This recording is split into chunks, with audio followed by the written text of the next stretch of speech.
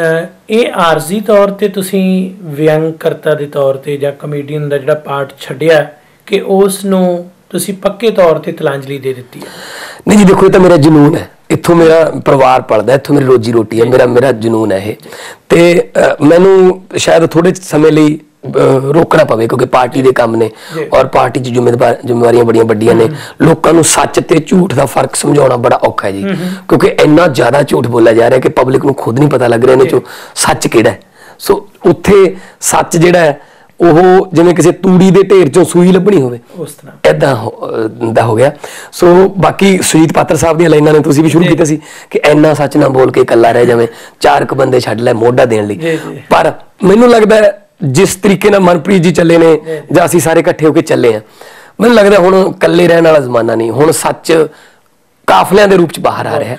और मैं खटखड़ कलां जिहड़ी साडी रैली सी उहदे विच भी मैं ये गल कही सी कि पार्टी साडी छोटी है पर यह मतलब ये नहीं है कि असीं कुछ कर नहीं सकते। गंगा जिथों निकलती है ना, जी गंगोत्री जगह है, उत्थे एक खाल जिड्डी है, उन्होंने ईजीली एक छाल मार के पार किया जा सकता है। पर जो उही गंगा मैदानां च आ जाती है तो उन्होंने पार करने वास्ते जहाज चाहिए ने।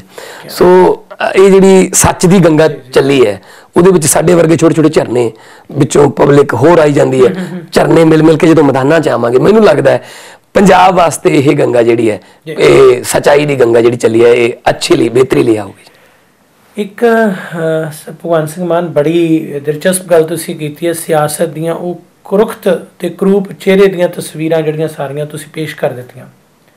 भगवंत मान जदों नां दे नाल सियासतदान लग जांदा है, किस तरह लोग विश्वास करन कि वो भगवंत मान जिहड़ा टिप्पणियां करदा रहा, जदों नां दे नाल सियासतदान लग गया, की भरोसा है कि ये गल्लां उस तरह दियां वो किते भारू ना हो जाण ते वो हीरे वर्गा तराशिया होया बंदा किते इस भीड़ दे विच गुम ना जाए?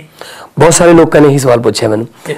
बिल्कुल तुहाडी सही गल है कि साडे देश च सियासत इन्नी गंदली हो चुकी है, इन्नी झूठी हो चुकी है कि सियासतदान ते यकीन करना बड़ा औखा है। मैं खुद बयान करता रहा बड़े कि इस करके मैं यकीन इस करके दवा सकदा, मेरे ते भरोसा इस करके भी कर सकते हैं कि मैनूं कोई लाल बत्तियां दा चाह नहीं, मेरे लिए शोहरतां जां शक्तियां कोई नवीं चीज़ नहीं भी मेरे लिए कोई, क्योंकि मैनूं पहली पूरी दुनिया के पंजाबियों ने अपने दिलों च MP MLA या मंत्री मुख्यमंत्री बनाया होया है ना।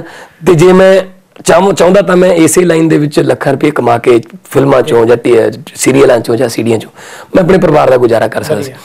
पर मेरे जिहड़ी अंदर मैनूं तूफानां च दीवे बालन का शौक है। जिस वेले मैं व्यंग शुरू किया सी उस वेले भी ये गल चलती सी कि तैनूं पुलिस वाले मार देणगे, तू लीडरां दे खिलाफ इन्ना क्यों बोलदा, तू पुलिस के खिलाफ क्यों बोलदा।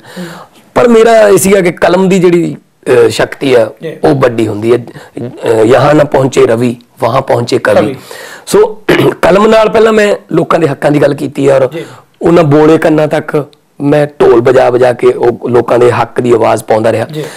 हुण मैं सियासत दे विच जदों आऊँगा मैं स्वार्थलैस, कोई मैनूं इहदा मकसद नहीं, मेरा कोई पैसे कमाउणा मकसद नहीं, मैनूं कोई लाल बत्ती दा चाह नहीं। मैं चाहुंदा कि जिहड़े मेरे पिंडां वाले जिहड़े साडे देश दे साडे पंजाब दे नौजवान टैंकियां ते चढ़ के डिग्रियां लहराउंदे ने, रोटी दी भीख मंगदे ने, हर रोज़ साडे पंजाब दियां पढ़ियां लिखियां धीआं भैणां हड़तालां धरनियां च पुलिसां तो जां सत्ताधारियां तो चुन्नियां लहा के थप्पड़ खा के घरें आउंदियां ने।